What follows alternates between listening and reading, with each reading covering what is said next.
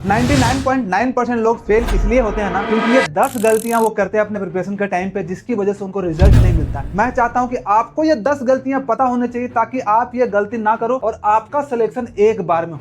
इसलिए बहुत इंपॉर्टेंट है कि आप सारी इन 10 गलतियों को देखो और रियलाइज करो कि कौन सी गलती है जो आप कर रहे थे, और आपको कमेंट बॉक्स में बताना है कि आपको 10 में से कौन सी गलतियां कर रहे थे ताकि आप उनको सुधार कर सको। अगर आपकी सिर्फ 3 गलतियां तक हो रही है तब तो भाई आप इंप्रूव कर लोगे, लेकिन 3 से ज्यादा गलती अगर आपकी हो रही है तो समझो कि आप सिलेक्शन से बहुत दूर हो। तो इसलिए बहुत इंपॉर्टेंट है, रियलाइजेशन आपको होना चाहिए। तो चलो स्टार्ट करते हैं कि पहली गलती कौन सी है, और जैसे जैसे गलतियां बढ़ती जाएगी वो उसका इंपॉर्टेंस भी बढ़ता जाएगा। जो सबसे पहली गलती जो लोग करते हैं वो है मल्टीपल एग्जाम का प्रिपरेशन। वो क्या करते हैं कि एक साथ बहुत सारे एग्जाम्स का फॉर्म भर देते हैं, एसएससी का भी भर देते हैं, रेलवे का भी भर देते हैं, उसके बाद यूपीएससी का भी भर देते हैं, और बाकी पता नहीं कौन कौन से स्टेट एग्जाम्स वगैरह सब भर देते हैं, और सबका एक साथ तैयारी करते हैं, जिसकी वजह से क्या होता है कोई भी एक एग्जाम पे वो अच्छा नहीं कर पाते। आपको क्या करना है, सिर्फ एक एग्जाम पकड़ना है कि जिसका आपको तैयारी करना है, या तो एसएससी, सीजीएल या फिर सीपीओ, जो आपको तैयारी करना है एक एग्जाम पकड़ के और उसका तैयारी ही अच्छे से करना, उसी का मॉक लगाना, उसी का सिलेबस कंप्लीट करना है। मैं आपको ये नहीं बोलूंगा कि आपको फॉर्म नहीं भरना, अदर फॉर्म भरना, रिलेटेड एग्जाम का फॉर्म भरना, जैसे सीजीएल दे रहे हो तो सीएचएसएल भरना,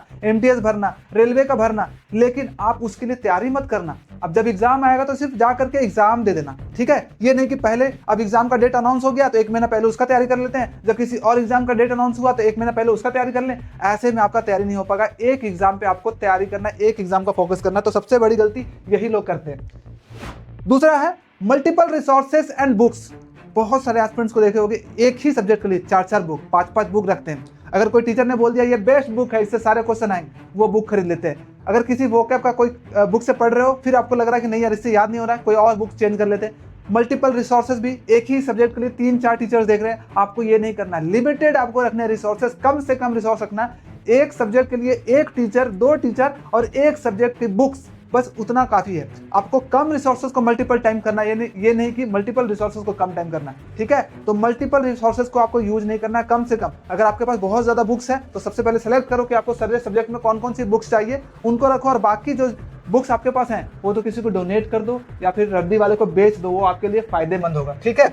उसके बाद तीसरा है नोट्स कॉपी का नहीं बनाना। बहुत सारे लोग क्या करते हैं, नोट्स कॉपी अभी नहीं बनाते। अभी जेनजीस का जमाना है, उनको लगता है ना सिर्फ लैपटॉप से पढ़ लेंगे, सिर्फ पीडीएफ से पढ़ लेंगे, सिर्फ मोबाइल पे वीडियोस देख लेंगे, प्लेलिस्ट बना लेंगे तो उससे मेरा काम चल जाएगा। नहीं चलेगा। अब बहुत बड़ी गलती कर रहे हो। आपको रियलाइज तब होगा जब आप प्रिपरेशन के एंड पे जाओगे, जब आप सब कुछ पढ़ लोगे तो आपको लगेगा यार मुझे कुछ तो याद ही नहीं है, कहाँ से मैंने पढ़ा था कुछ याद नहीं है। लेकिन आप प्रॉपर नोट्स कॉपी जब बनाते हो, उनको मल्टीपल टाइम रिवीजन करते हो तो आपके लिए बहुत हेल्पफुल होता है। आपके लिए वेपन का काम करता है आपका जो नोट्स कॉपी होता है। जो एसएससी एग्जाम अगर मान लो एक लड़ाई है तो वेपन आपका जो है नोट्स कॉपी। इसलिए आपको प्रॉपर सारे सब्जेक्ट का नोट्स कॉपी बनाना है। ये बहुत इंपॉर्टेंट है कि अच्छे से नोट्स कॉपी बनाना और उनका मल्टीपल टाइम रिवीजन करना है। नेक्स्ट, किसी सब्जेक्ट को इग्नोर करना। बहुत सारे लोग सोचते हैं यार अभी ना 3 सब्जेक्ट लेके चलते हैं, 4 सब्जेक्ट नहीं हो पा रहा है तो ये 3 सब्जेक्ट कर लेते हैं, मैथ, रीजनिंग, इंग्लिश कर लेते हैं, जीके बाद में देख लेंगे जब ये तीनों कंप्लीट हो जाएगा। तो ये गलती भी मत करना। और साथ में आपका टारगेट होना चाहिए फिक्स सारे सब्जेक्ट का। ये भी लोग गलती करते हैं, उनका टारगेट नहीं होता है कि मैथ्स में मुझे कितना लाना, रीजनिंग में मुझे कितना लाना, इंग्लिश में कितना लाना, जीके में कितना लाना। आपको सारे सब्जेक्ट का टारगेट फिक्स होना चाहिए। जैसे कि मेरा 172 मार्क्स था सारे सब्जेक्ट में टारगेट। मैथ्स में मेरा 50 में 50 था, रीजनिंग में 50 में 50 टारगेट था, इंग्लिश में 45 था, और जीके में मेरा 27 टारगेट था। Total 172 out of 200। तो आपका भी एक टारगेट फिक्स होना चाहिए और उस टारगेट को अचीव करने के लिए मेहनत करना। और जब आप टारगेट फिक्स करो ना तो उसी तरह से मेहनत भी करोगे। आप जीके को फिर इग्नोर नहीं करोगे। इसलिए सभी सब्जेक्ट को एक साथ लेकर के चलना है। ये बहुत सारे लोग गलती करते हैं, आपको नहीं करना है। हाँ, एक दिन में आप किसी दिन 3 सब्जेक्ट पढ़ लिया, किसी दिन 2 सब्जेक्ट पढ़ लिया, लेकिन आपको अल्टरनेट चेंज कर करके आपको सारे सब्जेक्ट को पढ़ते जाना है एक साथ, ठीक है। उसके बाद नेक्स्ट, रिवीजन नहीं करना। बहुत सारे लोग क्या सोचते हैं ना कि रिवीजन का मतलब होता है जब हम पूरा सिलेबस कंप्लीट करेंगे फिर जाकर रिवाइज करेंगे, तब ऐसा काम नहीं चलने वाला। ये स्कूल में चल जाता था कि भाई एक बार पूरा पढ़ लिए फिर रिवाइज कर रहे हैं। ऐसा नहीं चलेगा कॉम्पिटिटिव एग्जामिनेशन में। आपको साथ के साथ आपको रिवीजन करते हुए चलना पड़ेगा। नहीं तो क्या होगा कि इधर से तो आप याद कर रहे हो और पीछे से भूलते जा रहे हो, फिर कोई फायदा नहीं है। जब आप पूरा सिलेबस कंप्लीट करोगे पता चला कि यार कुछ याद ही नहीं है, लास्ट का 1-2 चैप्टर याद है, बाकी कुछ याद ही नहीं है, पीछे वाला तो जो मैंने स्टार्टिंग में पढ़ा था। तो आपको रिवाइज करते रहना है रेगुलर इंटरवल पे। मैं आपको एक कर्व से समझाता हूँ कि कौन कौन से दिन आपको रिवीजन करना होता है, इंपॉर्टेंट होता है। वो देखो, ये रिटेंशन कर्व है। जैसे ही आप किसी दिन क्लास किए तो आपका एक दिन के बाद ही आपका जो मेमोरी है 40% लॉस, मतलब आप भूल जाते हो, 40% चीजें भूल जाते हो। और 3 दिन तक अगर आपने उसको नहीं देखा, रिवाइज नहीं किया, तो आप लगभग 10% यानी कि 90% चीजें आप भूल जाते हो। सिर्फ 10% चीजें ही आपको याद रहेगी। इसलिए पहला जो रिवीजन होता है एक दिन के बाद ही आपको कर लेना होता है। पहला रिवीजन कब करना होता है? एक दिन में।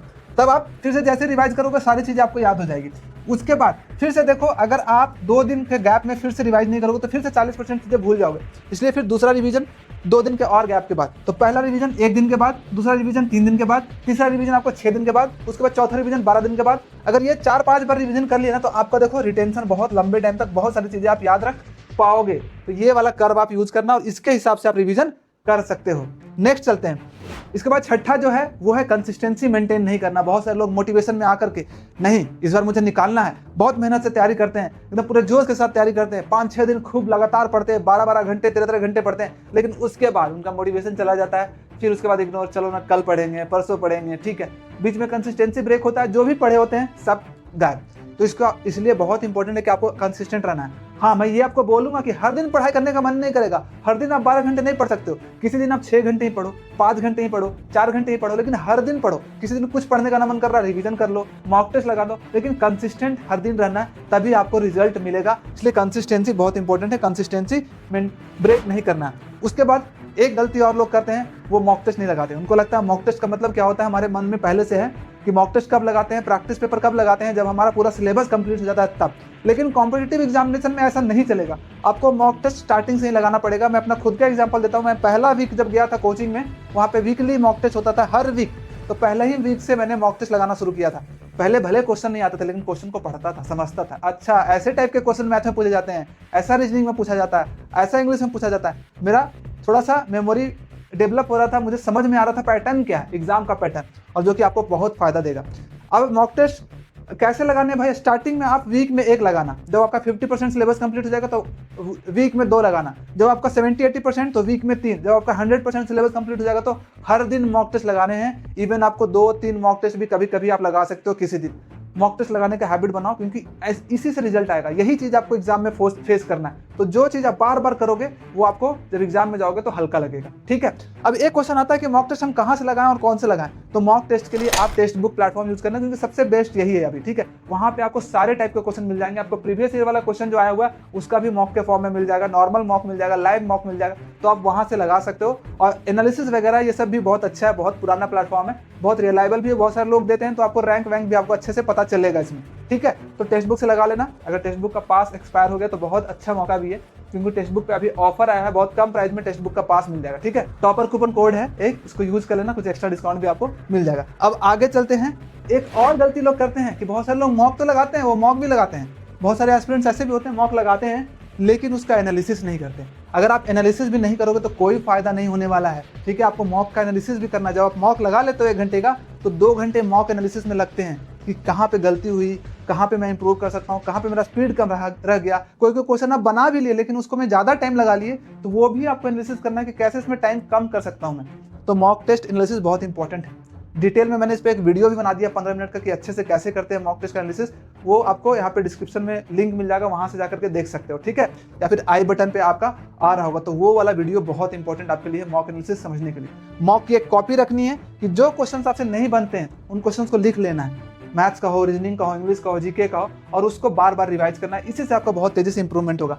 अब 2 बहुत ज़्यादा इंपॉर्टेंट जो आने वाले हैं 9वां और 10वां नंबर पे, वो आपका देखो क्या है, पर्पस नहीं होना।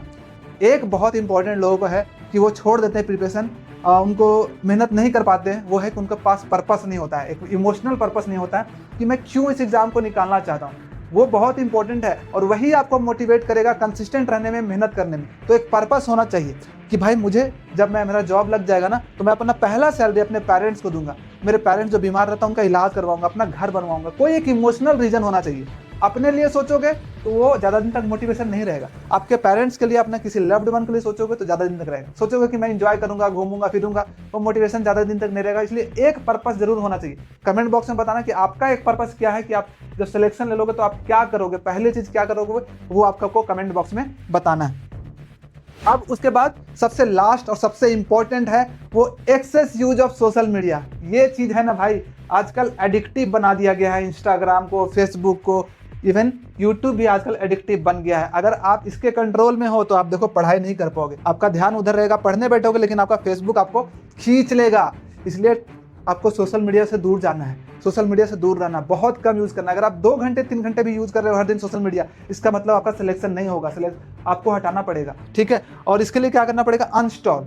जो जरूरत नहीं है, जो आपके गोल्स को सपोर्ट नहीं कर रहा है, जो मीडिया सोशल मीडिया उसको हटा दो। जैसे इंस्टाग्राम कोई जरूरत नहीं, हटा दो। स्नैपचैट हटा दो, फेसबुक हटा दो। सिर्फ आप यूट्यूब रख सकते हो और यूट्यूब में भी उन चैनल को अनसब्सक्राइब कर दो जो आपको डिस्ट्रैक्ट करता है। गेमिंग चैनल हो गया, आपको व्लॉगिंग चैनल हो गया, ये सब चीज़ें हटा दो, वो बाद में कर लेना। अभी सिर्फ फोकस होना चाहिए जो पढ़ाई वाली चीज़ें हैं, जो आपको पढ़ाता है, कुछ मोटिवेशन वाली वीडियोस हैं, वो सब रखो ताकि आपके गोल्स के लिए वो हेल्प करे, पुश करे अचीव करने के लिए। तो बहुत इंपॉर्टेंट है, सोशल मीडिया को आपको इग्नोर करना है, ठीक है, सोशल मीडिया से दूर रहना है। तो ये था 10 रीजन। आपको कमेंट बॉक्स में बताना कि आप इन 10 गलतियों में से कितनी गलतियां कर रहे थे, और आप कमिट करो कि आप इन जो गलतियां आप जो कर रहे थे उसको आप दूर करोगे और एक बार में ही आप अपना सिलेक्शन लोगे।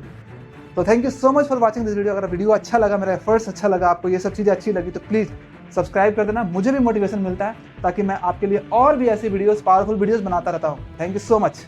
Bye bye, take care and जय हिंद। मेहनत करते रहो।